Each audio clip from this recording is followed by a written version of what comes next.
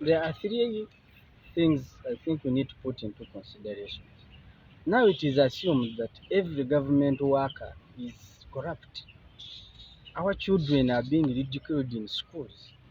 You get out, everyone looks at you as a corrupt person.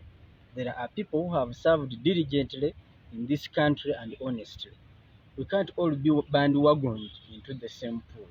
Secondly, now government cannot do services, but there are bigger people in the government who are doing those things instead of government. Local government and lower local governments do not have budgets to even furnish their schools, to even take care of the hospitals. Then you hear the next day that someone has sent you beds, someone has bought desks, someone has done this in the name of government, using government money. And lastly, where shall it end that whoever has a dissenting view or opinion is attacked? Either you are suspended from work, or you are taken to prison, or you are intimidated. This has not happened to me.